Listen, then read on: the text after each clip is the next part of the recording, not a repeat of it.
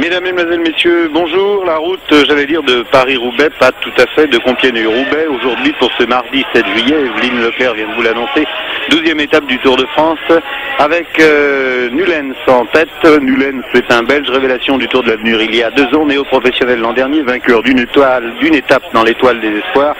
Et la présence de la moto 1 à ses côtés vous indique bien qu'il s'agit d'un homme détaché, à moins de 40 km de l'arrivée. Au dernier pointage, nous avions Nullens accompagné d'un Français dont vous allez voir, et j'ai demandé tout de suite à Gilles Barrega de nous la montrer, la crevaison survenue pendant que notre générique passait sur les antennes, la crevaison de Bechery, le champion de France qui a accompagné Nullens dans cette échappée. Voilà donc sur les pavés, l'un des derniers secteurs pavés de cette étape, mais nous en verrons d'autres. La crevaison, il y en a eu de multiples aujourd'hui puisque nous empruntons les routes de Paris-Roubaix de Serge Bechery, le champion de France, qui malheureusement a dû mettre pied à terre. Heureusement, j'allais dire pour lui, 40 secondes d'écart, cela permettait aux voitures de dépannage de se trouver derrière les hommes de tête, si bien que Bechery a dû être immédiatement dépanné et qu'il va peut-être rejoindre pour l'instant Guy Nullens seul en tête.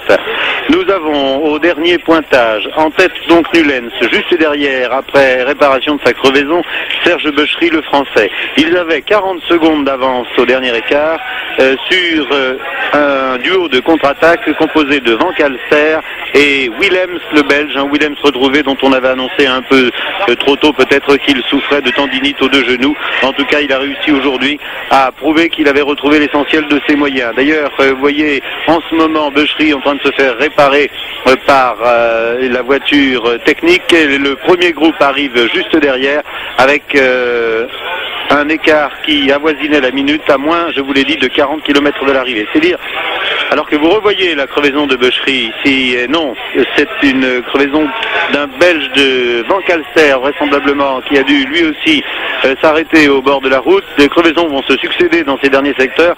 Nous n'avons pas tout à fait aujourd'hui emprunté la course sur le même tracé que celui que les hommes empruntent au mois d'avril, c'est-à-dire celui de Paris-Roubaix, puisque l'étendue des pavés n'est plus de 50 km, mais bien de 29 km. Mais soyez certains que sur ces routes sèches, aujourd'hui, il faut le préciser, mais où les bas-côtés ne sont pas praticables, sinon on risque la crevaison, vous l'avez vu avec Bechery, sur ces routes où les coureurs vont être obligés d'avaler toute la poussière soulevée par les motos et les voitures qui les précèdent, sur ces routes que nous avons empruntées tout à l'heure pour essayer de les reconnaître et où nous avons reconnu les chemins les plus tortueux de Paris-Roubaix, eh bien il va vraisemblablement se passer des choses. D'autant que d'après quelques informations, eh bien Bernard Hinault est très entouré par ses adversaires aujourd'hui et qu'il risque de ne pas lui faire de cadeau, c'est la logique sportive.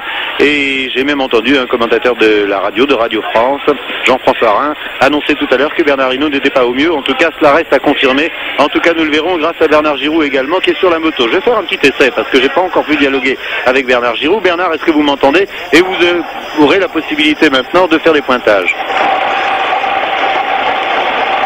Non, pas de Bernard Giraud alors que Raymond Poulidor me rejoint. Il a fallu faire un véritable gymkhana automobile pour rejoindre ici le vélodrome de Roubaix. Et pour l'instant, nous avons donc toujours l'homme de chez Fred De Bruyne, à savoir Nullens, qui est en tête. Malheureusement, aucun écart. Attendons l'arrivée de Bernard Giraud sur la moto, alors que Nullens a crevé à son tour. Décidément, ce sera le jour. Je vous l'ai annoncé tout à l'heure, il y aura comme cela énormément de changements.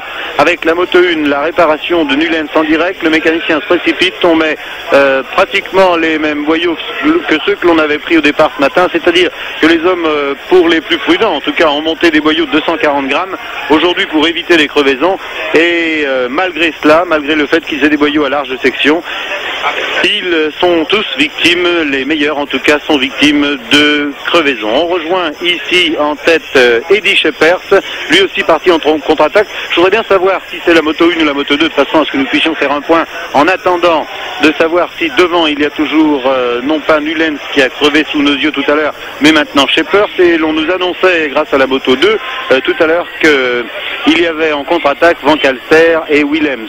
Et nous irons, si nous avons le temps, faire un petit tour également vers l'arrière du peloton, c'est-à-dire vers le premier groupe où doit se trouver théoriquement Bernard Hinault. Raymond Poulidor vient de se mettre à mes côtés. Je dois vous dire que l'étape a été quand même menée rondement aujourd'hui avec un vent légèrement défavorable. Le départ à 10 heures, sous un ciel bleu, un soleil éclatant, le même qui nous avait accompagnés dans Paris-Roubaix il y a 2 ans.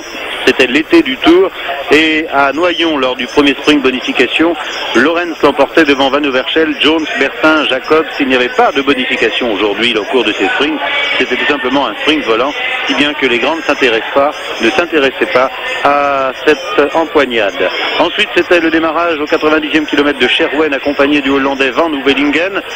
Van Uvelingen, c'est Adrie Van Uvelingen, en hollandais, et s'est échappé, allait prendre corps, et les 2 hommes allaient posséder jusqu'à 4 minutes 30 d'avance, alors que Van Calster est ici, juste devant un peloton où on va tout à l'heure retrouver tous les grands, en compagnie de Bernard Bécasse. Je crois qu'il s'agit de Van Calster, c'est bien ça, Guido Van Calster, en compagnie de Bernard Bécasse, en contre-attaque juste derrière Scheepers et Nullens que nous avons vu tout à l'heure. Je parle de Nullens s'arrêter au bord de la route. C'est bien le Guillou, je crois, de Raymond Poulidor là. En tout cas, oui, si cette moto on a du mal à distinguer, peut-être se laisser décramponner pour aller voir à l'arrière. Je vais en même temps demander à Raymond Poulidor, qui a suivi la course beaucoup plus tardivement que moi, de me résumer un peu l'ensemble des informations qu'il a pu recevoir. J'ai entendu, et je le disais en ouverture de l'émission, un commentateur de la radio annoncer que Bernard Hinault n'était pas au mieux aujourd'hui. Vous avez eu confirmation de cette information? Bernard Hinault a quand même fait la course en tête, c'est-à-dire il est rentré dans les principales portions pavées en tête. Il a fait un énorme travail, et je crois que Bernard Hinault, on l'a fait beaucoup travailler aujourd'hui. Il y a eu de nombreuses attaques, et vous savez, il y a quand même une certaine tension nerveuse, car quelquefois on appréhende, on ne sait pas ce qui peut se passer sur ces pavés. Et ce qu'il faut retenir aujourd'hui, il y a eu de nombreuses crevaisons. Ces crevaisons sont dues à un temps sec, c'est-à-dire les coureurs ont passé beaucoup plus vite les pavés, et surtout on a tendance à rouler sur le bas-côté. Et il faut pas, car le bas-côté évidemment est recouvert on a vu, oui, de gravillons, de pierres qui coupent, de silex qui coupent le boyau. Et j'ai vu beaucoup de coureurs avaient également monté des boyaux normaux, c'est-à-dire ils avaient évité de mettre des boyaux à large section. On a vu Van Calster ici en compagnie de Le Guillou, alors que Jean-René Bernodeau ici part en contre-attaque. Il s'agit bien lui de Sar numéro 1. C'est dire que pour l'instant, oui, Bernodeau a été très actif. Oui, on l'attendait pas sur les pavés d'ailleurs, Bernodeau. Il attendait lui avec anxiété ce passage sur les pavés, et il semble très à l'aise, s'il prouve qu'il marche, parce que seuls les hommes qui sont en forme réussiront aujourd'hui à creuser l'écart. Van Calster, donc, pour l'instant, qui amène vraisemblablement la tête du premier groupe, avec Bernodeau qui est allé se caler dans sa roue. Je ne sais pas si Van Calster et Bernodeau, d'après les propos que viennent de tenir Poulidor, font bien d'emprunter les bas-côtés de la route, c'est là où on crève. Cependant que le Guillou ici, qui vient d'être décramponné sous vos yeux, préfère, quant à lui, rester en haut du pavé, de façon à éviter les risques d'accident. Alors, suivons ces péripéties. Grâce à la moto 2, on pourra également aller faire un petit tour à l'arrière et aller voir qui est justement derrière, là, sur cette image, aller voir la composition du groupe dès que la route le permettra. Pour l'instant, nous ne pouvons pas. pas. Certes, nous devons retransmettre, mais nous ne pouvons pas gêner la progression des coureurs. C'est assez logique. Et cette poussière dont je vous parlais tout à l'heure, il est difficile de respirer avec autant de poussière sur la route, Raymond Poulidor. Vous êtes, vous, en plein effort, la bouche ouverte. Hein. Oui, non seulement il est très difficile de respirer, mais en plus, on ne voit pas. C'est-à-dire, les premiers coureurs sont très avantagés, et ceux qui arrivent derrière, évidemment, prennent toute la poussière. C'est ce qui se passe actuellement pour le Guillou, qui est en train de se faire distancer par Bernaudot. Et on a vu lors de l'attaque de Bernaudot qu'il allait à 4 ou 5 à l'heure de plus que le Guillou, et il a fait de suite le trou. Et ce qu'il faut retenir, c'est que Bernaudot maintenant est revenu au top niveau. Il a effacé son mauvais passage des Pyrénées, un mauvais passage peut-être dû aux trop grandes responsabilités qu'il avait. Alors je vais demander à Gilbert Larrega dans les écouteurs de me souffler à l'oreille s'il s'agit bien de la moto 1. Dans ce cas-là, nous serions avec la tête de la course, car tout à l'heure nous avons vu Scheepers devant. Oui, c'est vraisemblablement la moto 2 ici qui est en action. Scheepers était devant et Scheepers doit toujours être devant, nous ne l'avons pas vu crever. Dès que l'hélicoptère nous permettra de retrouver les coureurs, on pourra faire un petit point et peut-être aussi encore une autre tentative. Est-ce que Bernard Giroux m'entend maintenant? Bernard? Non, toujours pas de Bernard. Eh bien, attendons. Voilà la moto 1 maintenant, avec vraisemblablement l'effort de Scheepers. C'est bien ça. Décidément, les hommes de Fred De Bruyne sont en pleine possession de leurs moyens aujourd'hui. Rappelons, je ne l'ai pas fait en début d'émission, les positions au classement général. En ce qui concerne en tout cas les meilleurs, il faut préciser que Hinault possède 41 secondes d'avance sur Anderson, qui a été 2 fois victime de crevaison et qui est revenu 2 fois avec le peloton aujourd'hui. Duclos-Lassalle est à 3 minutes 35 en 3e position. Rodriguez 4e à 3,44. Laurent à 4,31, 5e. Il a bénéficié de précieuses secondes hier grâce à son échappée. Leclerc, que l'on disait tout à l'heure parti en contre-attaque, mais qui a maintenant réintégré le peloton, était 6e à 5,20 ce matin. Ronny Claes, le 7e, le Belge de chez Caprisson, à 5 minutes 36. C'est le seul de l'équipe Caprisson à avoir monté d'ailleurs des boyaux fins pour faire la course aujourd'hui, m'a avoué Walter Godefroot. Van Impe est 8e à 5,42. Il aura lui aussi du mal à passer les pavés, mais comme il marche, eh bien espérons pour lui. Alberto Fernandez, espagnol, à 6,07 et Criquelion à 6,07 également. J'ai également noté les écarts de ces hommes que l'on retrouve tous les ans sur le haut du pavé, sur la route de Paris-Roubaix, et qui pourraient s'illustrer aujourd'hui. Ainsi, Zotmel qui est à 7 minutes 34. Il y a également Kuiper à 7,23, Luberding à 9,33, Knetman à 9,44, De Wolf à 13,1, Peters à 13,52, Martens à 17,09, Delcroix à 21,13. Voilà pour les positions de ceux qui peuvent prétendre à la victoire sur le vélodrome de Roubaix. Est-ce qu'on peut dire, Raymond Poulidor, que la course est décantée? Elle est en train de se décanter, mais rien n'est acquis. Non, rien n'est acquis, mais il reste encore une portion de pavé. D'ailleurs, je crois qu'on est en train de l'aborder, très importante. Et là, certainement, les écarts risquent de se creuser, et le peloton qui est déjà très aminci, où il manque pas mal de coureurs, je pense, va encore se couper en plusieurs morceaux, et je crois qu'ici à Roubaix, il y aura des hommes qui seront très attardés, et même peut-être des hommes qui occupent les premières places du classement général. Mais ce qu'il faut remarquer, c'est qu'aujourd'hui, un garçon comme Van Impe, qui n'aime pas les pavés, je l'ai vu à plusieurs reprises en tête du peloton en compagnie de Bernard Hinault. C'est preuve que Van Impe marche à la grande forme. On a vu souvent comme ça Zotmel et Kuiper, en particulier il y a 2 ans sur la route de Paris-Roubaix. Les routes justement étaient sèches. On les a vus damer le pion aux grands spécialistes de ce genre d'épreuve. Tout ça parce qu'ils étaient tout simplement en forme. Scheepers, encouragé par le public, venu très nombreux se ranger le long de ces chemins d'un autre âge. Rappelons que ce ne sont pas là les routes du Nord, les routes nationales du Nord, mais bien des chemins à charroi, des chemins empruntés par des charrues qui transportent les betteraves lors de la récolte et qui sont restés un peu en l'état. Et c'est ces chemins-là que Albert Bouvet va chercher, va dénicher pour permettre au Tour de France de passer. Alors certains se disent, a-t-on le droit de présenter à des hommes du Tour de France de tels chemins? La question reste posée. Il n'en reste pas moins que les grimpeurs ne sont pas avantagés par les Alpes et les Pyrénées, que les sprinteurs ne sont pas avantagés par les étapes de plat, et que les Belges en particulier, les spécialistes des pavés, rêvent tirer leur épingle du jeu sur ce genre de parcours. D'ailleurs, une phrase de Jacques Godet illustre assez bien ce que nous allons vivre pendant 3 quarts d'heure ensemble, Raymond Poulidor. Jacques Godet a écrit: le Tour ne serait plus le Tour s'il n'avait un côté inhumain. l'excessif est nécessaire. Vous êtes d'accord? Oui, bien sûr. D'ailleurs, il suffit de voir le nombre public qui s'est massé tout au long de ce parcours, qui a emprunté lui aussi ces routes, ces routes pavées, oui, ces chemins, si l'on peut dire. Et ce public est présent. Et je crois que c'est ce qui fait un peu la grandeur du Tour de France, de Paris-Roubaix, des épreuves cyclistes d'un genre bien particulier. Mais ce qu'il faut remarquer, c'est qu'en ce moment, nous suivons chez Pers, un homme seul n'est pas désavantagé, car le peloton ne peut pas s'organiser. Et il a le choix de la route. Et en plus, il a le moral, il sait qu'il est pour la gagne, et derrière, ma foi, lorsqu'on est distancé, on ne fait plus l'effort nécessaire pour intégrer le peloton. C'est-à-dire 1 ou 2 minutes de plus, ma foi, n'a guère d'importance. On a vu Bernaudot je crois qu'il vient de rejoindre. Oh là, oui, en effet, oui. Bernaudot qui est dans une forme extraordinaire, qui est en train ici de faire un véritable festival. On va demander, alors que chez Pers est lâché irrémédiablement, comme tout à l'heure, Bernaudot, vous l'avez vu dépasser le Guillou, Bernaudot est parti en contre-attaque. On doit théoriquement se trouver avec la tête de la course ici, puisque chez Pers a été décramponné. Donc Bernaudot en super forme sur un secteur où l'on ne l'attendait pas. Ce n'est pas un homme des pavés, Bernaudot, mais il avait besoin d'effacer peut-être sa détresse que vous avez vu comme nous et avec nous au Plat d'Ader. Regardez ce démarrage ici. La différence de vitesse, il y a combien? Il y a 4 ou 5 km/h au moins de différence, si ce n'est plus, entre Scheepers qui vient d'être lâché et Bernaudot qui utilise les bas-côtés au maximum. Oui, il utilise les bas-côtés. On voit il prend des risques énormes, c'est-à-dire il joue son va-tout. Tant pis pour la crevaison. On voit Scheepers c'est pratiquement au milieu de la chaussée et Bernaudot roule sur le bas-côté. C'est-à-dire il profite quand même d'un roulement plus efficace, mais il est en train de passer sur les gravillons, sur les pierres. Évidemment, il risque davantage la crevaison que Scheepers. Scheepers s'est cramponné une deuxième fois ici, grâce peut-être aussi aux motos qui ont quelque peu gêné le Belge. Une deuxième fois donc par Bernaudot, mais c'est une très belle poursuite à laquelle nous assistons et je crois que Scheepers va réussir à se remettre dans la route Bernaudot. Oui, d'ailleurs maintenant Bernaudot qui utilise le milieu est moins avantagé que lorsqu'il a doublé Scheepers sur le bas-côté. C'est-à-dire on voit maintenant Scheepers qui est en train de revenir sur Bernaudot. Un petit essai. Il a peut-être aussi eu le moment de surprise. Il ne s'attendait pas à ce que Bernaudot arrive si vite.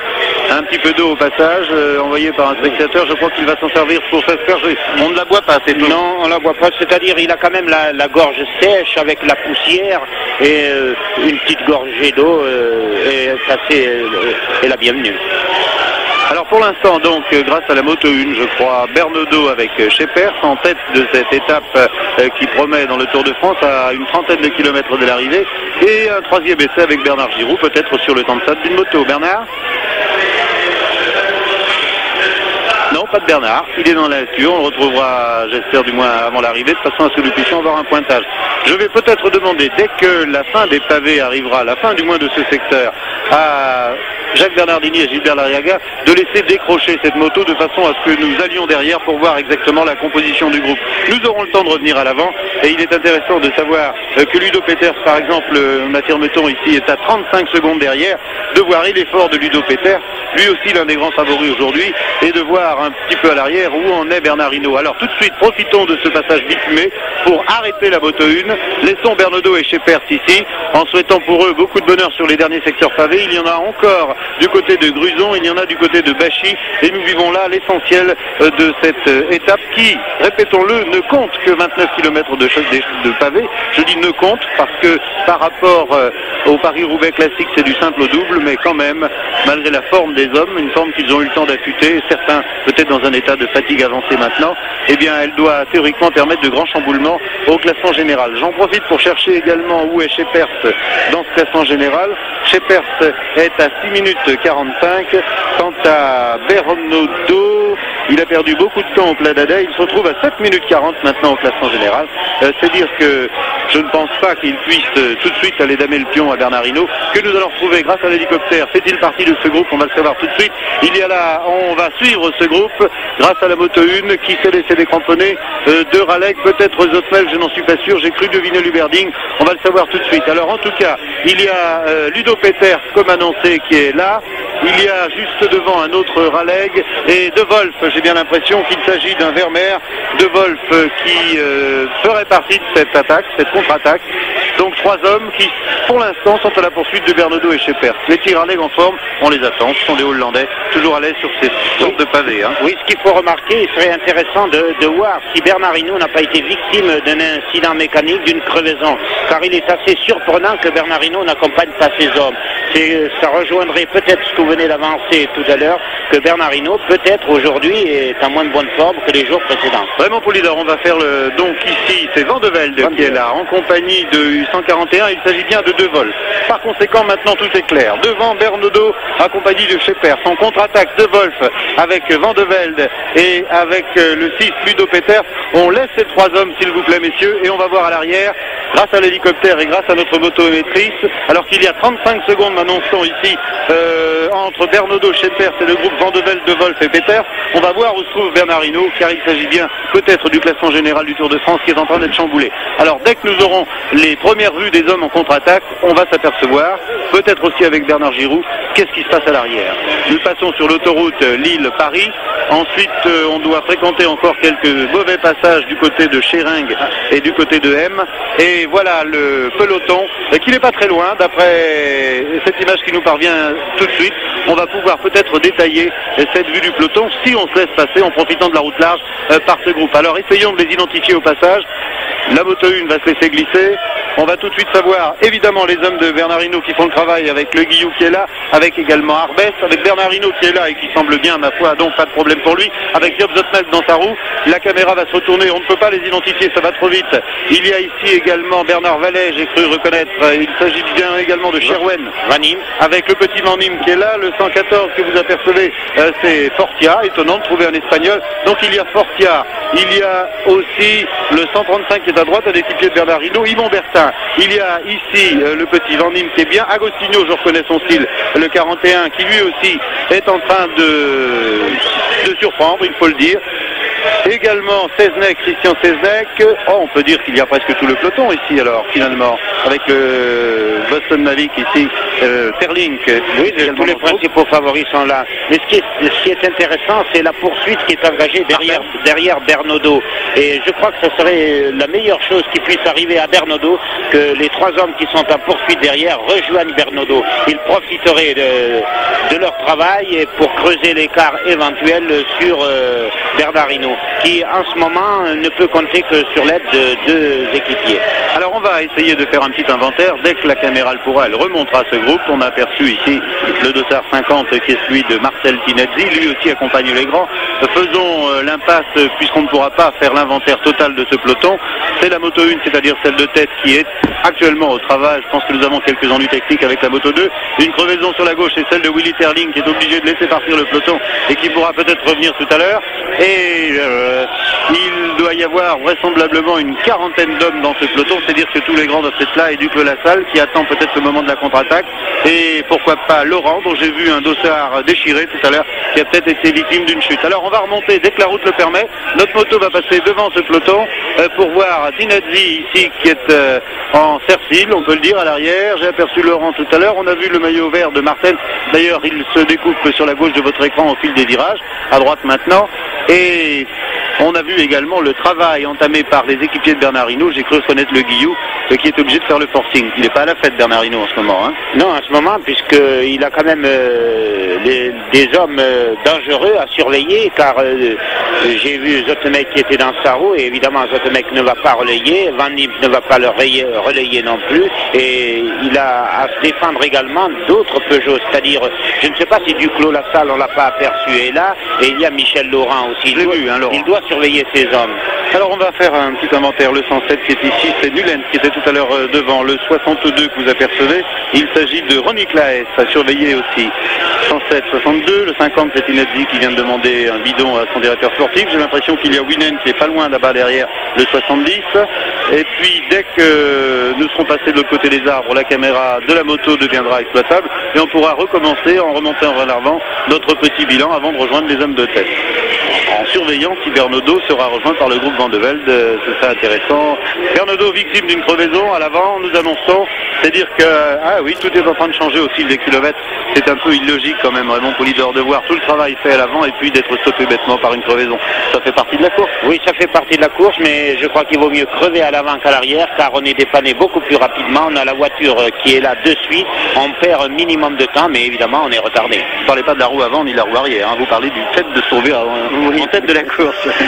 Alors, dès qu'elle le pourra, et je sais que j'ai demandé quelque chose de difficile à notre moto, de passer maintenant sur un secteur qui sera un peu plus avantageux pour que nous puissions voir le travail de Bernard Hinault pendant quelques instants, le travail de ses équipiers à la poursuite de Bernaudot. On avait tout à l'heure Scheepers et Bernaudot devant et juste derrière Van de Velde, accompagné, ne l'oublions pas, de Ludo Peters et puis Ponce de Wolf. Regroupement, nous annonçons à l'avant de la course, c'est-à-dire que pour l'instant, Scheepers doit se trouver seul devant, Bernaudot qui a été dépanné en poursuite, le groupe Van de Velde, Peters et De Wolf ayant été absorbés par le groupe Hinault.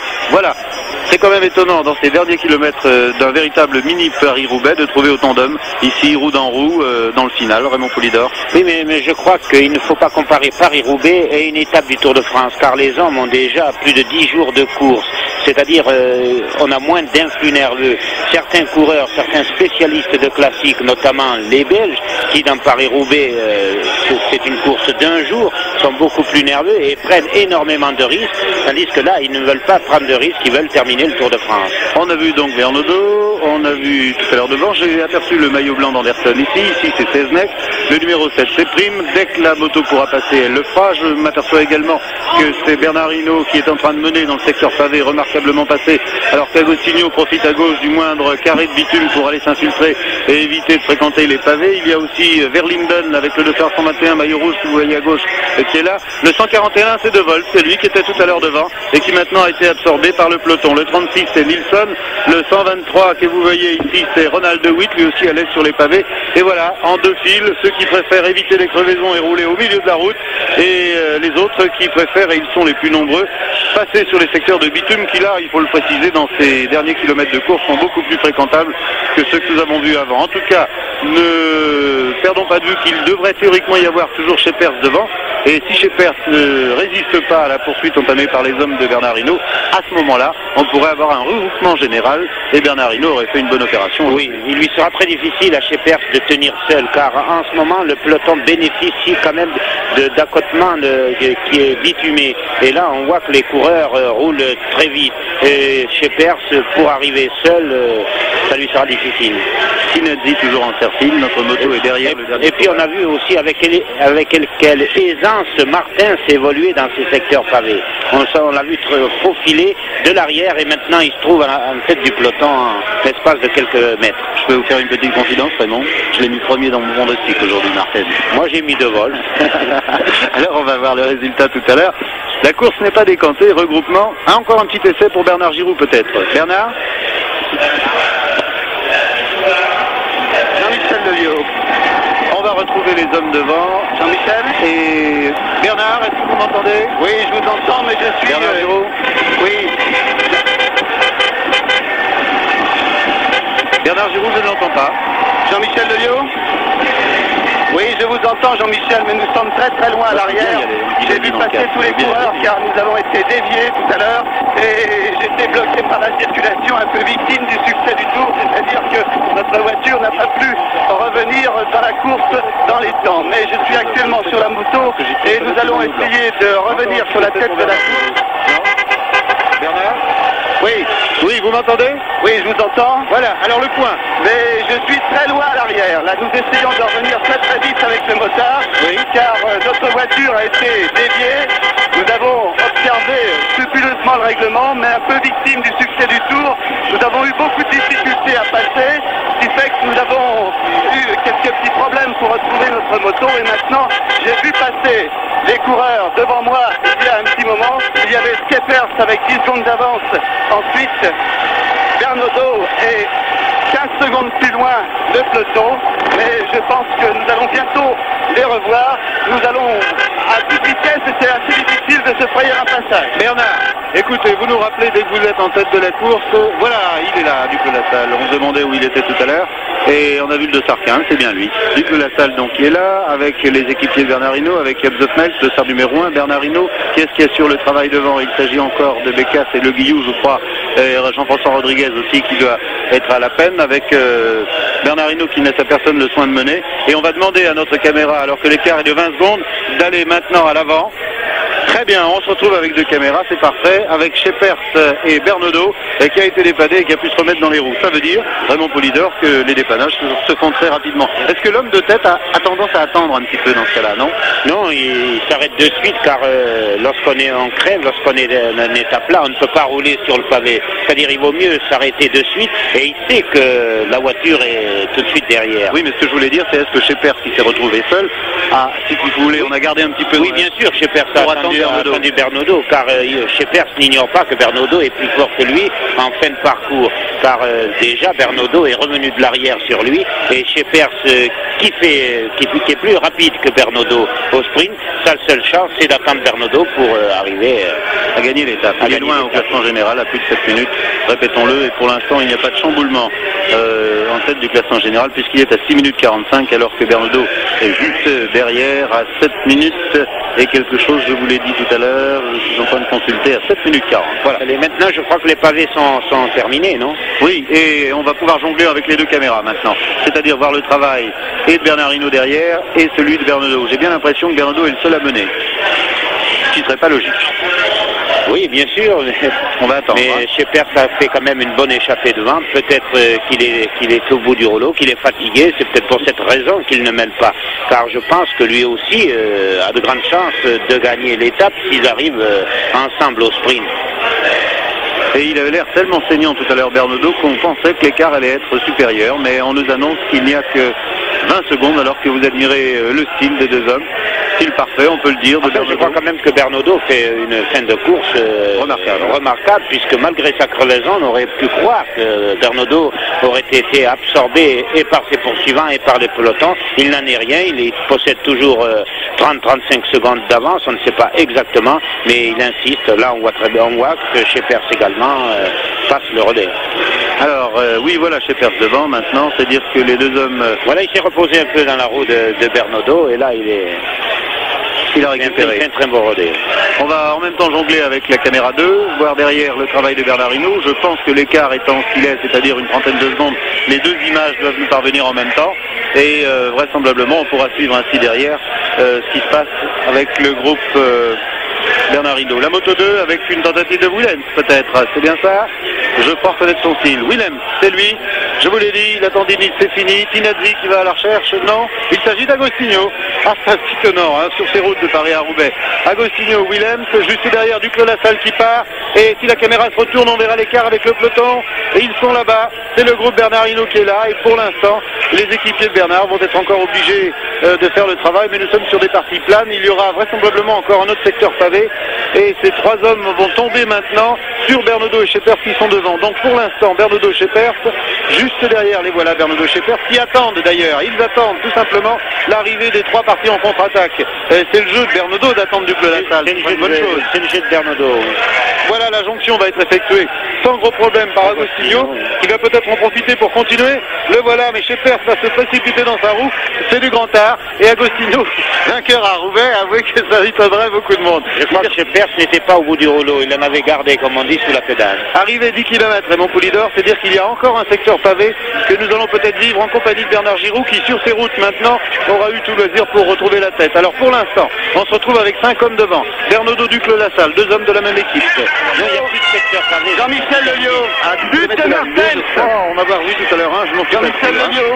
En tout cas, pour l'instant, alors que nous avons une chute de Martens qui a été annoncée ici, chute de Freddy Martens dans ces derniers kilomètres. 5 hommes en tête avec Agostinho, avec Bernaudot, Duc de la Salle, Willems, que voilà. Et juste derrière, ils sont en train de faire l'effort. C'est Duc de la Salle en compagnie de Scheepers qui a été décramponné. Et oui, voilà Willems qui part à son tour. Enlève-le, ça. sais pas ce que je reçois. Et on va en même temps en profiter pour demander à Bernard Giraud s'il a pu rejoindre la tête de la course maintenant, Bernard. Oui, maintenant je suis avec la tête de la course, Agostinho, qui est parti avec Duclos Lassalle et Willems. Mais je dois vous signaler le vol planeux, véritable vol plané que effectuait Freddy Mertens en compagnie de Prime. Deux coureurs sont tombés dans un virage à gauche. Pour l'instant, je crois que les secteurs pavés sont terminés. Hein. Oui. Donc nous sommes dans les faubourgs de Roubaix avec de larges avenues et un petit peu de Larsen sans doute, mais j'espère qu'il ne passe pas à l'antenne. Donc je répète que Agostinho continue en compagnie de Duclos Lassalle et Willems. Bernard, si vous retournez là, vous voyez où est le peloton par rapport à Agostinho? Il n'est qu'à une quarantaine de mètres derrière. Eh oui, avec des lignes droites qui favorisent pas le travail et qui avantagent la poursuite, car maintenant il est en point de mire, Agostinho. Hein. Et Agostinho persiste, il est tout seul maintenant, il a à peu près une dizaine de mètres d'avance sur Willems, Duclos Lassalle, une cinquantaine de mètres d'avance sur Bernaudot et le peloton est à 120 mètres. Voilà d'ailleurs. Attention, encore un virage à gauche, là on va se mettre ici sur le côté pour vérifier si tout se passe bien. Oui Bernard, on découvre pour l'instant des images avec notre caméra 1 et on voit Bernard Hinault qui est gardé par Anderson, cependant que tous les hommes de Bernard Hinault sont en train de faire le travail à l'avant pour assurer la poursuite derrière Agostinho, Willems et Bernaudot notamment. Alors, pour l'instant, 3 hommes devant, donc Agostinho, Willems, Bernaudot, Duclos Lassalle doit être là, à moins qu'il n'ait été repris par le peloton. Et juste à l'arrière, dans le peloton, ce sont les équipiers de Bernard Hinault. J'ai cru en compter 5 tout à l'heure, qui assuraient le travail pour amener Bernard Hinault sur l'échappée du trio de tête. On retrouve la tête ici, avec donc Agostinho, Duclos Lassalle et Willems, aucun des 3 des dangereux au classement général. Signalons quand même que Duclos Lassalle, qui est le dossard 15 que vous avez reconnu, n'est pas loin, il est à 3 minutes 35 et que Bernard Hinault sait très bien que si Duclos arrivait à faire un exploit d'ici les Alpes, il retrouverait son paletot parce que Duclos Lassalle n'est pas ce qu'on peut appeler un grimpeur. Mais il marche bien Duclos en tout cas. Duclos Lassalle marche très bien et ce qu'il veut, il veut une victoire d'étape et il veut également le maillot jaune. Et je crois qu'aujourd'hui il comptait beaucoup sur cette étape, mais on peut dire dès à présent qu'il n'aura pas ce maillot. Et ce qu'on peut voir aussi, c'est le retour en forme d'Agostinho. Avec le retour du soleil, je crois qu'Agostinho peut faire également de bonnes étapes dans les Alpes et occuper à la suite de ces étapes alpesques les premières places au classement général. Je crois que c'est un vœu qui nourrit. Alors on va demander à Bernard Giraud, puisque nous avons quelques décrochages d'images pour l'instant, de faire le petit point. Toujours les 3 hommes en tête et j'ai l'impression que Bernaudot et Schepper sont été absorbés par le peloton, non? Oui, effectivement, vous avez tout à fait raison, Jean-Michel Deniot. Oui, vous m'entendez là? Oui, hein, on les a pas revus en contre-attaque. Si la caméra se retourne là, grâce à la ligne droite, on pourra peut-être revoir l'écart. Je n'entends pas Bernard là. Jean-Michel? Oui, je vous entends là maintenant. Oui, plus que 10 secondes d'avance pour les 3 hommes de tête. Effectivement, Bernaudot a été absorbé par le peloton. Nous allons maintenant bientôt arriver tout près du Vélodrome et ce sera très difficile, je crois, pour les 3 hommes de tête de conserver ce minime avantage. Ah oui, d'autant qu'on n'emprunte pas le final habituel de Paris-Roubaix. Ce n'est pas la longue ligne droite à la sortie de M qui nous emmène directement au Vélodrome, mais on est en train de faire la visite de la ville ici. Et c'est long, ces grandes avenues doivent théoriquement favoriser le travail du peloton. Toujours Agostinho, avec Duclos Lassalle, habitué à être en tête à proximité de Roubaix. Souvenez-vous de la prise d'antenne cette année, le 15 avril, c'était le jour de votre anniversaire. Et Duclos Lassalle était en train de gagner en compagnie de Roger de Vlaminck ce Paris-Roubaix 1981. Malheureusement, il a été rejoint un peu plus tard. Il avait fourni son effort un peu trop tôt peut-être. Et il partage des relais maintenant, se retournant pour juger de l'écart. Agostinho n'est pas le moins avare ici de ses forces. Lui aussi prend le relais plus souvent que d'habitude. Quant à Willems, il attend. On a vu le peloton derrière. Dans ce peloton, il y a Luberding, il y a, vous l'avez reconnu avec le maillot jaune, dans la roue de Bernard Hinault doit se trouver Anderson. Bernard Giraud, en vous laissant peut-être décrocher, on a encore le temps ici, on est dans la montée de la côte de M et ça sera assez long avant de retrouver le groupe dans les faubourgs du Vélodrome. Est-ce que vous pourriez jeter un œil derrière pour savoir si Martens est revenu? Oui, mais je crois que non, Martens n'a pas pu revenir parce qu'il a été quand même un tout petit peu touché, sérieusement même. Je crois que le problème était de savoir si Martens allait pouvoir repartir. Oui, on en était là tout à l'heure dans ce maudit virage. Et le regroupement va s'effectuer là maintenant. Hein. Il ne reste plus qu'une quarantaine de mètres d'avance pour les 3, mais ça continue. Toujours Agostinho, Willems et Duclos Lassalle avec 40 à 50 mètres d'avance. Raymond Poulidor, on pourra dire journée de dupe à l'issue de cette étape que l'on attendait, dont on attendait monts et merveilles. C'est-à-dire on attendait une sélection plus importante. On pensait qu'il y aurait moins d'hommes à l'arrivée ici à Roubaix, que les arrivées seraient faites plus ou moins échelonnées. Et on s'aperçoit que tous les favoris sont en tête. Et ce qu'on peut dire, c'est peut-être qu'il y a eu des conditions idéales pour passer ces pavés, que les hommes sont restés un peu sur leur défensive, ils ont été prudents, je parle des favoris, mais c'est peut-être pour cette raison qu'il y a un peloton assez important, contrairement aux années passées qui arrivent ici à Roubaix. Et puis aussi peut-être le fait qu'on marche mieux pour certains en juillet qu'en avril, où des coureurs n'arrivent pas à obtenir la forme idéale. Et Seznec est parti en contre-attaque à 1 km de l'arrivée. Maintenant, je crois, en vous retournant, Bernard, que vous allez apercevoir Seznec, c'est bien ça? Oui, un coureur de Jean-Pierre Danguillaume est sorti du peloton pour rejoindre les trios de tête. Mais ce sera encore très difficile pour les 3 hommes, même s'ils deviennent 4, de revenir en tête. Et oui, derrière, le peloton arrive alors que nous sommes maintenant à moins d'1 kilomètre de l'arrivée. On a vu la flamme rouge, 1 km du Vélodrome. Les hommes devront franchir la distance depuis l'entrée du Vélodrome jusqu'à la ligne d'arrivée et ensuite un tour de circuit. Alors là, ce sera à surveiller parce qu'on risque, Gilbert Ayaga, on risque, si l'écart reste ce qu'il est, de voir les 3 de tête se mélanger au peloton sur le Vélodrome. Et il faudra évidemment surveiller car il y aura un sprint au milieu du peloton qui pourrait provoquer quelques surprises. Ce sera difficile de s'y retrouver. En tout cas, on suivra quant à nous dans leur entrée sur le Vélodrome et Duclos-Lassalle qui reste dans les roues pour l'instant. Il laisse Agostinho et Willems prendre les relais. Les 3 hommes ont collaboré. Je crois que Willems ou Duclos-Lassalle, un des deux qui va gagner l'étape, pourront dire un grand merci à Agostinho.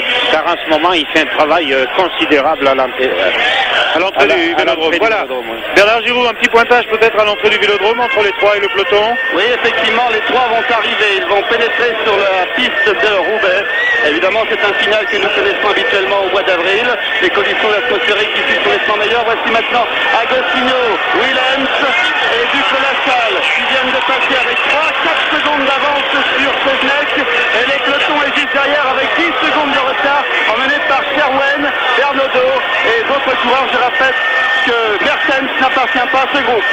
Oui, effectivement, je ne vois pas le maillot vert de Mertens qui ne l'a toujours pas recollé. Donc pour l'instant, ici, il va y avoir vraisemblablement des coureurs qui vont se mélanger à la cloche, Agostinho, en compagnie de Willems et Duclos-Lassalle. C'est la victoire d'étape qu'ils vont disputer ici. Le peloton avec Seznec arrive juste derrière. Le peloton est emmené par Nilsson qui essaye, lui, alors que Bernaudot est dans ce groupe.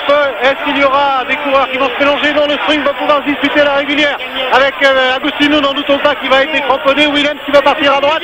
Est-ce que Willems va être plus rapide à l'extérieur que Duclos-Lassalle? Duclos-Lassalle va l'emporter un peu comme l'avait fait Hinault lors du dernier Paris-Roubaix en force, près de la ligne. Pourtant, ce sera une surprise. Non, Willems. Deuxième, et oui, le geste de dépit de Duclos-Lassalle montre bien qu'il est battu. Deuxième, Duclos-Lassalle.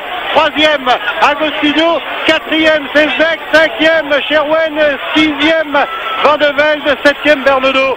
Et tout le peloton avec Bernard Hinault qui fait partie de ce peloton, ne l'oublions pas. Quant à Martens, je ne sais pas s'il a pour l'instant... Ah, il a perdu son cale-pied, oui, Duclos-Lassalle. Je m'étais levé pour suivre le sprint. On va revoir l'incident au cours du sprint. Regardez, Duclos-Lassalle avait la course gagnée pratiquement à 50 mètres de la ligne. Willems n'arrivait pas à passer à l'extérieur. C'est tout à fait le même sprint qu'avait mené Bernard Hinault au mois d'avril ici pour gagner Paris-Roubaix, en particulier contre Moser. Et puis, ici, un ennui de cale-pied. Regardez le pied qui s'en va, le pied droit. Ah, ça, c'est un incident rare. Hein. Il faut dire que l'effort est tellement violent que parfois les cours relâchent. C'est ce qui s'est passé, oui, là, je pense qu'il a peut-être oublié de serrer le cale-pied sur les trépitations des pavés.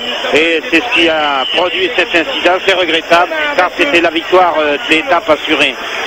Voilà, d'autres coureurs qui arrivent, en particulier Freddy Martens. J'ai déclenché mon chronomètre, 2 minutes de retard pour Freddy Martens, mais cela n'aura aucune influence sur le classement général puisqu'il était très loin, mais il n'a pas pu disputer le sprint pour le maillot vert aujourd'hui. Dans ce groupe, il y a Enik Piper, j'aperçois Freddy Martens, il y a Vandenhoff, il y a Vandenbroek, il y a également ici Crick-Elion en compagnie de Serge Bechery. Un groupe qui arrive donc à 2 minutes, mais n'oublions pas que les grands favoris aujourd'hui ont gardé leur réserve peut-être, mais en tout cas non plus départagé alors qu'un Terlink, il me semble qu'il s'agit bien de lui, est en train de mener ici le sprint dans ce deuxième groupe. Un Terlink, ce ne serait pas étonnant. Pourquoi? Eh bien parce que tout à l'heure il a été victime d'une crevaison et qu'il a pris le deuxième wagon qui arrivait juste à l'arrière, en sprint même pour la 30e place ici, et ce sprint sera remporté par Mathis devant Mariano Martinez qui a perdu 2 minutes aujourd'hui et qu'on espère voir dans les Alpes. Voilà donc pour cette étape de Compiègne à Roubaix. 1 minute 56 pour ce groupe puisque les temps sont pris à l'entrée du Vélodrome. Un sprint où malheureusement l'incident du Clos-la-Salle le prive d'une victoire, on peut le dire. Il était en train de gagner vraiment. Oui, je pense qu'il aurait gagné l'étape et c'est assez regrettable car gagner ici sur le Vélodrome de Roubaix, c'est preuve d'un grand champion et je crois que du Clos-la-Salle il comptait beaucoup, il a le moral pour passer les pavés, il sait qu'il est un coureur de Paris-Roubaix. Alors lorsqu'on arrive ici sur le Vélodrome, et on est obligé pratiquement de passer dans ces chemins et sur ces pavés quelquefois qui sont assez difficiles à franchir, et du Clos-la-Salle aujourd'hui n'a pas réussi à gagner cette étape et je crois que c'est regrettable. D'après vous, qu'est-ce qui s'est passé avec le cale-pied du Clos-la-Salle?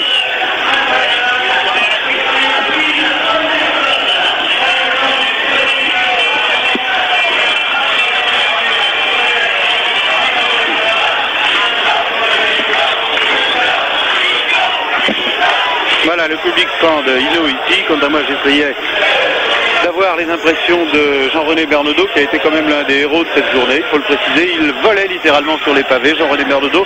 C'est bon augure, il a retrouvé le coup de pédale avant les Alpes. Oui, je pense que c'est bien pour lui. Il a retrouvé et le coup de pédale et surtout le moral. Anderson, car, blanc, oui. Oui, car je crois que le moral en avait pris un coup à la suite de la première étape des Pyrénées.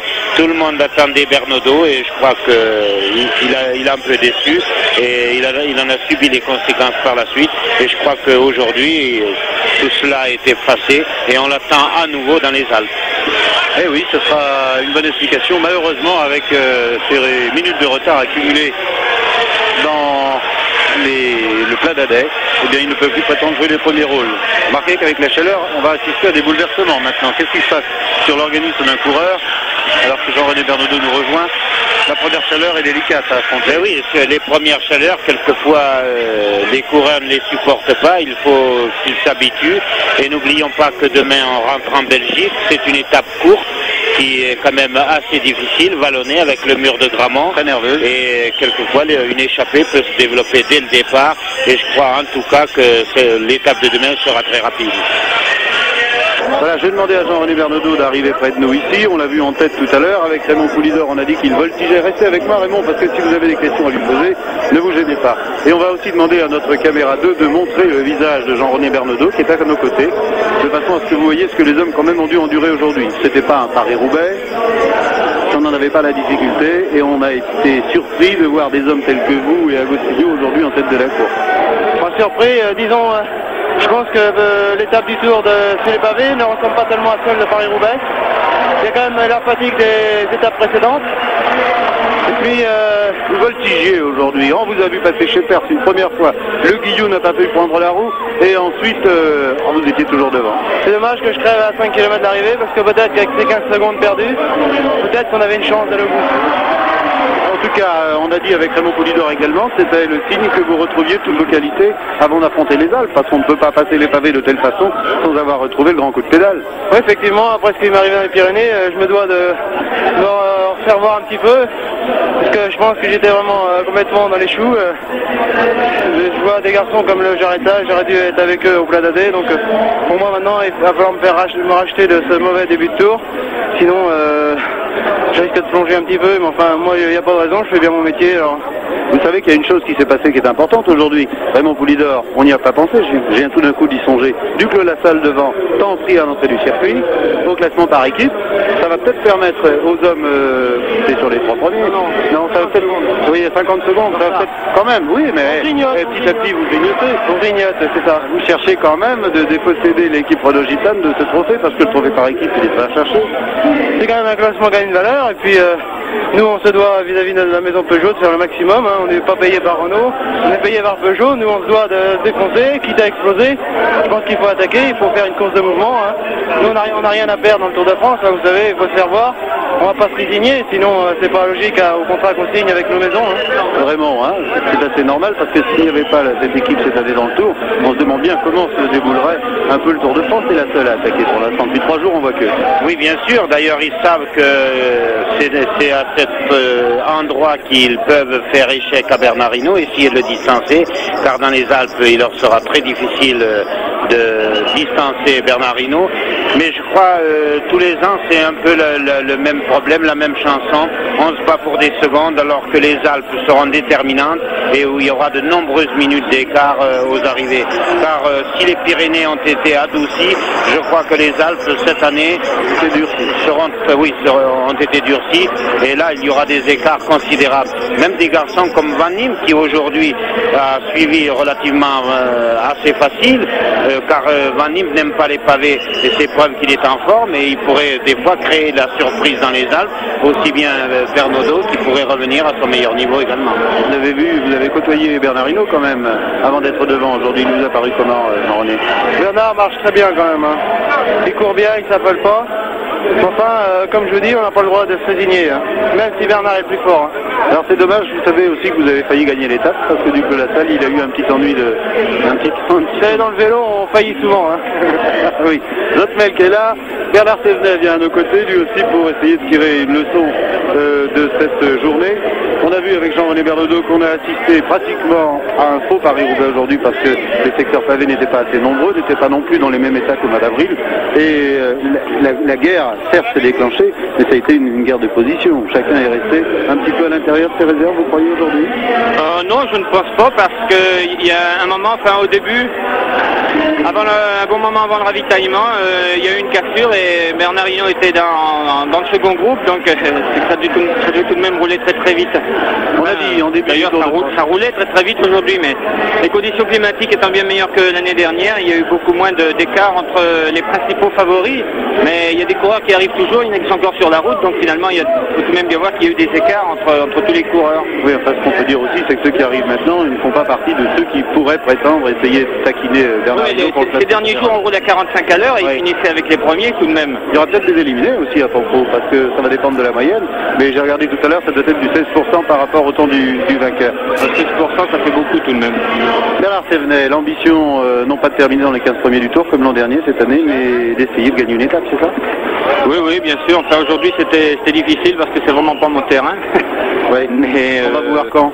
Ils n'écoutent pas les adversaires. Dans les Alpes, j'espère. De toute façon, je vois pas beaucoup d'autres endroits où je peux arriver à me sortir du peloton, mais si je peux le faire avant, je ne manquerai pas. Mais enfin, je crois que ce sera très très difficile. Merci Bernard. Bernard Giroux a sûrement un invité avec lui. Avec Gilbert Duc de la Salle, qui répond aux questions d'un confrère. Il a attendu là pendant 5-6 minutes. Oui, Gilbert, maintenant nous sommes en direct sur TF1. Est-ce que vous avez eu un petit problème, je crois, dans le sprint? Votre cale-pied n'était pas bien serré. Mais disons qu'à force de passer sur les pavés, les coureurs se sont détendus un petit peu et quand j'ai voulu faire mon sprint à 250 mètres de la ligne, ça a tenu puisque j'ai mis de suite Williams à mon arrière, mais quand j'ai vu qu'il revenait, j'ai voulu en remettre un peu plus. Et c'est à ce moment-là que j'ai tiré d'un coup sec sur ma pédale et mon pied a sauté. Sinon, vous étiez bien parti. Si vous n'aviez pas eu ce problème, vous n'êtes pas parti d'un petit peu trop loin quand même? Non, je pense que j'avais assez de ressources pour arriver là, et puisque à 10 mètres de la ligne, quand Williams m'a passé, où mon pied a sauté de la pédale, j'avais encore un demi-vélo d'avance, je pense qu'il n'aurait pas pu me passer. Le principal bénéficiaire de l'opération de cette étape, c'est quand même Bernard Hinault, car vous n'avez pas réussi à le distancer. Je savais que Bernard marcherait très bien, puisqu'il l'a gagné Paris-Roubaix cette année, et il fallait s'attendre qu'il serait à cette arrivée. Mais moi, si j'avais pu gagner cette étape aujourd'hui à Roubaix, ça aurait été quand même une revanche de mon petit Paris-Roubaix que j'ai loupé cette année.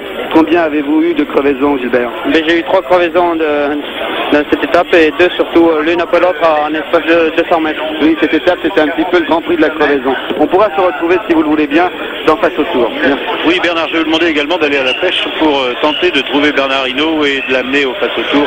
Nous aurons le temps tout à l'heure de lui poser quelques questions pour savoir exactement où il en est et comment il analyse cette course. Vraiment pour leader alors que Daniel Williams est monté sur le podium et que les leaders des équipes étrangères sont tous là pour confier leurs impressions. Je pense que Le titre des journaux demain, ce sera une journée de dupes, mais cette étape risque quand même de laisser des traces sur les organismes. C'est quand même une étape qui s'est courue très rapide. Évidemment, tous les favoris sont en tête. Un peloton assez important arrive ici pratiquement dans le même temps à Roubaix. Mais je crois que l'étape laissera quand même des traces, car il suffit de regarder, de voir le physique des coureurs à cette arrivée. Ils sont tous marqués, tous fatigués, et je crois que le Tour de France, qui est malgré tout seulement à sa moitié, laissera des traces. Cette étape laissera des traces pour la suite. Les conseils que vous donneriez à un coureur alors que la chaleur fait son apparition, surtout essayer de ne pas trop boire. Oui, mais c'est votre habitude, ça? Oui, c'était mon habitude, mais je crois que lorsque les premières chaleurs arrivent, on est toujours surpris. Il faut au moins 2-3 jours pour s'y habituer. Évidemment, si on a des étapes qui ne représentent pas de grosses difficultés, on peut passer 2-3 jours sans casse. Mais si ce sont des étapes de montagne, des étapes importantes, quelquefois tout le monde ne résiste pas. Et souvent, même parmi les favoris, même parmi les bons coureurs, il y a des dégâts aux arrivées. Et cette étape de Roubaix, qui laissera sûrement des traces dans les organismes, car lorsqu'on dispute un Paris-Roubaix, le lendemain on est fatigué. Et ce sera peut-être le cas des coureurs qui aujourd'hui sont en tête. Car ceux qui arrivent à 20 ou 30 minutes derrière ont fait plus ou moins la course. Et peut-être qu'ils voudront prendre leur revanche d'eux-mêmes. Et ça peut quelquefois provoquer la bagarre dès le départ. Alors il faudra chercher peut-être le vainqueur des étapes belges dans ces groupes qui franchissent la ligne maintenant, pourquoi pas, qui en ont gardé sous la pédale, comme on dit, c'est très bien, de façon à se réserver et à mener la vie dure au leader.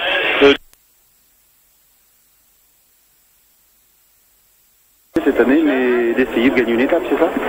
Oui, bien sûr. Enfin, aujourd'hui, c'était difficile parce que c'est vraiment pas mon terrain. Oui, mais on va voir quand. Ils n'écoutent pas les adversaires. Dans les Alpes, j'espère. De toute façon, je vois pas beaucoup d'autres endroits où je peux arriver à me sortir du peloton, mais si je peux le faire avant, je ne manquerai pas. Mais enfin, je crois que ce sera très très difficile. Merci Bernard. Bernard Giroux a sûrement un invité avec lui. Avec Gilbert Bectolassa, qui répond aux questions d'un confrère. Il a attendu là pendant 5-6 minutes. Oui, Gilbert, maintenant nous sommes en direct sur TF1. Est-ce que vous avez eu un petit problème, je crois, dans le sprint? Votre cale-pied n'était pas bien serré.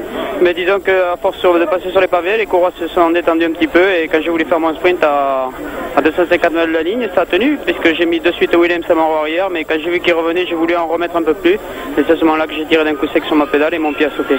Sinon, vous étiez bien parti, si vous n'aviez pas eu ce problème, vous n'êtes pas parti d'un petit peu trop loin quand même? Non, je pense que j'avais assez de ressources pour arriver là, et puisque à 10 mètres de la ligne, quand Williams m'a passé, où mon pied a sauté de la pédale, j'avais encore un demi-vélo d'avance, et je pense qu'il n'aurait pas pu me passer. Le principal bénéficiaire de l'opération de cette étape, c'est quand même Bernard Hinault, car vous n'avez pas réussi à le distancer. Je savais que Bernard marcherait très bien, puisqu'il l'a gagné Paris-Roubaix cette année, et il fallait s'attendre qu'il serait à cette arrivée. Mais moi, si j'avais pu gagner cette étape aujourd'hui à Roubaix, ça aurait été quand même une revanche de mon petit Paris-Roubaix que j'ai loupé cette année. Combien avez-vous eu de crevaisons, Gilbert? J'ai eu 3 crevaisons dans cette étape, et 2 surtout, l'une après l'autre en espace de 200 mètres. Oui, cette étape, c'était un petit peu le grand prix de la crevaison. On pourra se retrouver, si vous le voulez bien, dans Face au Tour. Merci. Oui, Bernard, je vais vous demander également d'aller à la pêche pour tenter de trouver Bernard Hinault et de l'amener au Face au Tour. Nous aurons le temps tout à l'heure de lui poser quelques questions pour savoir exactement où il en est et comment il analyse cette course. Raymond Poulidor, alors que Daniel Willems est monté sur le podium et que les leaders des équipes étrangères sont tous là pour confier leurs impressions, je pense que le titre des journaux demain, ce sera une journée de dupes, mais cette étape risque quand même de laisser des traces sur les organismes. C'est quand même une étape qui s'est courue très rapide. Évidemment, tous les favoris sont en tête. Un peloton assez important arrive ici pratiquement dans le même temps à Roubaix. Mais je crois que l'étape laissera quand même des traces, car il suffit de regarder, de voir le physique des coureurs à cette arrivée. Ils sont tous marqués, tous fatigués, et je crois que le Tour de France, qui est malgré tout seulement à sa moitié, laissera des traces. Cette étape laissera des traces pour la suite. Les conseils que vous donneriez à un coureur alors que la chaleur fait son apparition, surtout essayer de ne pas trop boire. Oui, mais c'est votre habitude, ça? Oui, c'était mon habitude, mais je crois que lorsque les premières chaleurs arrivent, on est toujours surpris. Il faut au moins 2-3 jours pour s'y habituer. Évidemment, si on a des étapes qui ne représentent pas de grosses difficultés, on peut passer 2-3 jours sans casse. Mais si ce sont des étapes de montagne, des étapes importantes, quelquefois tout le monde ne résiste pas. Et souvent, même parmi les favoris, même parmi les bons coureurs, il y a des dégâts aux arrivées. Et cette étape de Roubaix, qui laissera sûrement des traces dans les organismes, car lorsqu'on dispute un Paris-Roubaix, le lendemain on est fatigué. Et ce sera peut-être le cas des coureurs qui aujourd'hui sont en tête. Car ceux qui arrivent à 20 ou 30 minutes derrière ont fait plus ou moins la course. Et peut-être qu'ils voudront prendre leur revanche d'eux-mêmes. Et ça peut quelquefois provoquer la bagarre dès le départ. Alors il faudra chercher peut-être le vainqueur des étapes belges dans ces groupes qui franchissent la ligne maintenant, pourquoi pas, qui en ont gardé sous la pédale, la pédale comme on dit, très bien, oui. De façon à se réserver et à mener la vie dure au leader demain. Et rassurez-vous, il n'y a pas, à mon avis, puisqu'on a pu détailler tout à l'heure le groupe de tête, il n'y a pas de grand battu. Si je consulte le classement général, je me suis aperçu qu'Anderson était là, Duclos-Lassalle était là également. J'ai aperçu Jean-François Rodriguez faire le travail pour Bernard Hinault en tête du peloton. Michel Laurent, on l'a vu dans le peloton. Régis Clerc a été en contre-attaque, il doit lui aussi faire partie du premier groupe. On a vu également Ronnie Klaes, on a vu Van Impe, on a vu Criquelion est attardé, il va perdre sa 10e place au classement général. On a vu par contre Verlinden avec son dossard 121 tout à l'heure. Et on a aperçu également chez Perth devant en compagnie de Whelan. C'est-à-dire qu'il n'y aura pas de grande modification. Duclos-Lassalle va grignoter quelques secondes mais garder sa 3e place au classement général. Quant au classement de l'étape, eh bien c'est ce monsieur qui l'a enlevé. Daniel Willems, l'un des favoris de cette journée, dont on disait qu'il souffrait d'une tendinite aux 2 genoux. Rassurez-vous, il n'en est plus rien. 2e, Duclos-Lassalle à la suite d'un incident que vous avez vécu en direct. 3e, Agostinho. 4e, 6-18-34 m'a indiqué Jean-Pierre Jeunet. 6-18-39 à 5 secondes. Ah oui, c'est à l'entrée du Vélodrome. Seulement 5 secondes, ce qui fait que Duclos-Lassalle aujourd'hui se retrouvera non plus à 3 minutes 35 mais à 3 minutes 30 de Bernard Hinault. Donc c'est Zek 4e et à 6-38-41 Sherwen, cependant que le 6e c'est Van de Velde comme nous vous l'annoncions avec Raymond Poulidor au moment de l'arrivée. On se retrouve dans un instant en compagnie de Bernard Hinault et de Bernard Giroux au cœur de la tribune face au tour. Merci.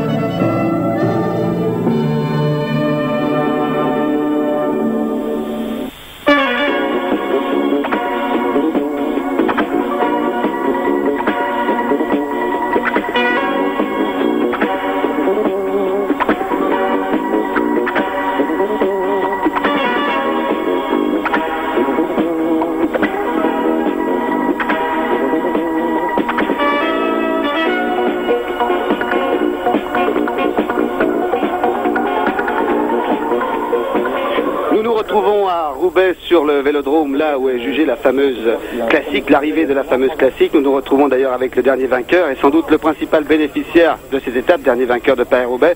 Bernard, on peut dire que pour vous les choses ont évolué en votre faveur. Vous redoutiez un petit peu cette étape et finalement, bon bien, vous ne concédez très peu de temps à Duclos-Lassalle, ce qui n'est pas grave. Effectivement, c'est une étape qui était très très dangereuse parce qu'il y a quand même pas mal de coureurs de chez Peugeot qui s'étaient replacés et qu'il fallait absolument les surveiller. Et je crois que c'était des coureurs qui ont attaqué de toutes parts et qui ont essayé vraiment de faire le maximum. Hein. Est-ce que les conditions sont vraiment différentes par rapport à Paris-Roubaix et qu'est-ce qui change? Ben, les conditions sont différentes dans la mesure où c'est un petit peu moins long, mais plus dangereuse dans la mesure où il y a un secteur pavé que depuis 2 ans on avait oublié et puis qu'on a remis et qui a vraiment des pavés très très mauvais. Et je crois que le champion de France qui est échappé devant avec 2 autres coureurs sont tombés tous les deux au même endroit. Je pense que ce secteur pavé, il faudrait quand même l'oublier. Plutôt plus en faire 5 km ailleurs et oublier cela. Bon, on va poser la question à Félix Lévitan qui est le principal concerné dans cette affaire. Est-ce qu'il faut conserver ces pavés? Faut-il en conserver tout autant d'ailleurs? Est-ce qu'il faut les réduire ou bien est-ce qu'il faut les oublier comme l'a dit Bernard Hinault? Je crois que ça fait partie quand même du Tour de France et que chacun atteint cette étape. Vous savez que je ne suis pas mes responsabilités. Le secteur pavé, c'est notre ami Albert Bouvet, bien sûr, qui l'a recherché. Il a fait plusieurs reconnaissances et ce n'est pas toujours commode de diminuer le nombre des pavés et pourtant de réussir à les retrouver avec les routes macadamisées qu'on emprunte de temps à autre. Je dois simplement faire remarquer à Bernard que Becheré n'est pas tombé, il a crevé malheureusement. Et il n'a pas eu de chance parce que juste à ce moment-là, je venais de faire repasser la voiture Mavic Assistance parce que vous reveniez assez fort derrière. Sinon, il était dépanné immédiatement et c'est vraiment dommage pour lui parce qu'il avait réussi une performance extraordinaire aujourd'hui. Nous, quand on est passé, ils étaient par terre, à moins que ce soit un autre qui l'ait emplacé. Ah oui, non, ils étaient tous les deux par terre. Ah oui, non. Bien en l'air. Non, pas du tout, ils ont crevé tous les deux, j'en étais le témoin. J'ai d'ailleurs appelé immédiatement une voiture pour les dépanner. Malheureusement, la voiture était passée.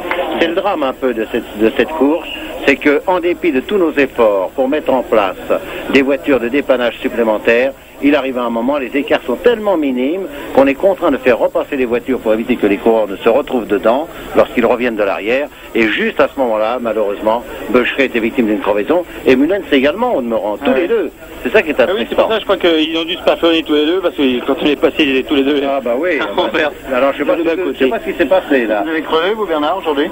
Non, je crois qu'on nous avait gonflé assez dur et on a pas mal sauté, on a trépassé pas mal. J'ai entendu des propos d'un confrère quand j'ai quitté la course. Vous savez que pour être ici avec 45 minutes d'avance, de façon à assurer le direct, on est obligé de se porter à l'écoute des radios et de Radio Tour pour connaître exactement le déroulement de la course. Et l'un des confrères à la radio annonçait que vous ne sembliez pas au mieux aujourd'hui. Alors qu'en est-il? La journée est terminée, vous avez de toute façon sauvé les meubles, il ne s'est pas passé grand-chose, ne serait-ce que ces efforts vont laisser les traces dans les organismes les jours prochains.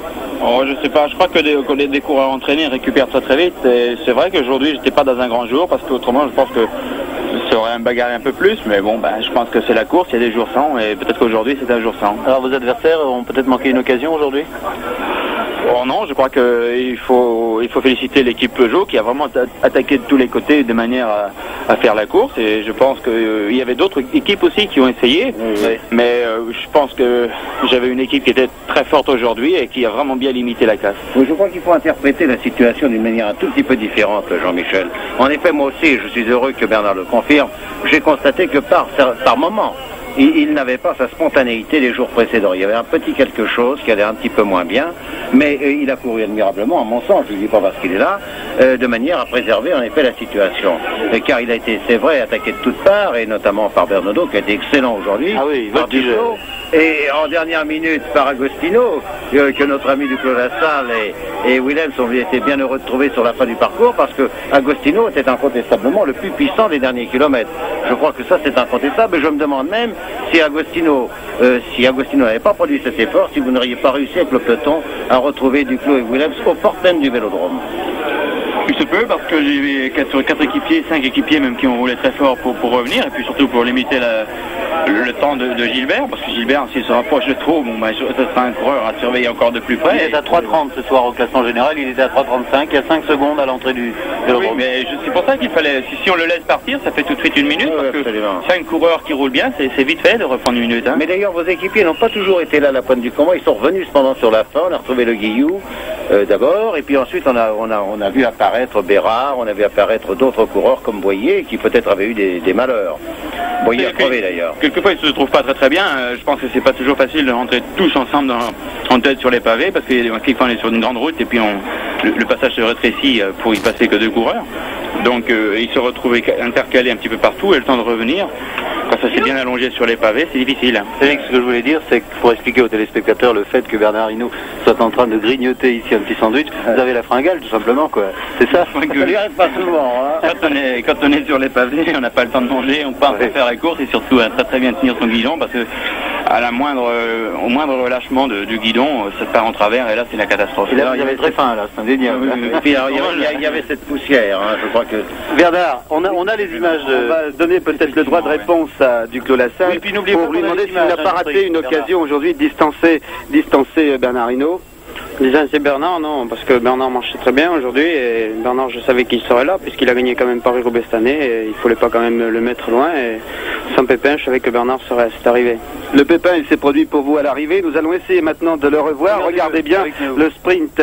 Vous êtes à droite, Willems à gauche. Pour se gagner, alors que passe-t-il ? Là, vous étiez passé, c'était bon, hein. Là, je savais que j'avais encore la course gagnée. Comme Hinault au mois d'avril, pareil. Hein. À 10 mètres de la ligne, et je suis encore un demi-vélo d'avance sur Willems. Oui, et puis, au dernier moment, j'ai mon pied qui sort du cale-pied. On voit bien la jambe droite, donc celle qui est à gauche sur l'écran, qui est sortie du cale-pied. Là, il faut dire que l'image est au ralenti et nous permet de disséquer ce sprint. C'est une faute quand même, une faute. Vous n'aviez pas serré vos cale-pieds dans les lignes droites qui avaient précédé l'entrée sur le Après les derniers secteurs pavés. Toute la journée, j'ai resserré mes courroies, mais dans les derniers kilomètres, peut-être que j'ai pas pensé de resserrer. Peut-être à la poussière, car les roulements sont un petit peu abîmés. Oui, à force, les secousses qu'on leur donne sur ces pavés, ça détend les courroies et je pense que j'aurais dû la resserrer dans les derniers kilomètres, alors que j'ai pas pensé. J'étais tellement motivé à préparer mon sprint sur ce vélodrome et je savais comment il fallait l'attaquer. Je l'avais très bien attaqué, mais si je n'avais pas eu ce saut de pied sur cette pédale, je pense que j'aurais gagné cette étape aujourd'hui. Et maintenant, chaque jour qui passe joue en faveur de Bernard Hinault. Oui, chaque jour qui passe, je savais que Bernard, j'arriverais certainement pas à lui reprendre les 3 minutes, ou alors il aurait fallu qu'il ait eu un gros pépin, et comme toute l'équipe marche bien autour de lui, pour moi ce qui comptait c'était essayer de gagner sur ce vélodrome, et je passe encore une fois à côté. Ah, c'est une belle bagarre, hein, Félix, parce que on peut dire il y a deux équipes pour l'instant. Depuis 3 jours, là, ça a chassé croisé, Bernard, heureusement qu'il y a ces deux équipes françaises, disons-le sans chauvinisme. Ça se passe très bien, parce que... Ce qui est triste, c'est que finalement, ce ne sera pas un Français qui gagne cette étape. Malheureusement, oui. Le plus malchanceux est incontestablement champion de France, Bechery, comme l'a dit Bernard Hinault. Ah oui, la Bechery était partie d'une façon magnifique, et je le répète, sans sa crevaison, et surtout le fait qu'il n'a pas pu être dépanné immédiatement. Je crois que Bechery était à l'arrivée également. Il était très très bien parti. Et avec Meulens, il roulait très fort, et par moments, le peloton reperdait régulièrement du terrain, parce que ça coupait derrière à mesure. Oui, et puis il y a des moments où ça roule très très vite sur les pavés, et puis quand tout le monde est bien sorti des pavés, on essaye de récupérer un petit peu, et celui qui roule toujours à la même vitesse, c'est là qu'il reprend la vitesse du temps, et surtout il ne faut jamais se paniquer, il faut toujours rouler quand on est échappé, je pense, sans à-coup, et je crois que c'est là qu'on fait le moins d'efforts. Vous avez été le témoin de la chute de Martens, Bernard, non? Non, parce que ça s'est passé derrière moi, j'ai toujours été devant de manière à ne pas être surpris, sauf une fois où j'étais pas vraiment dans les tout premiers, j'ai dû boucher un trou.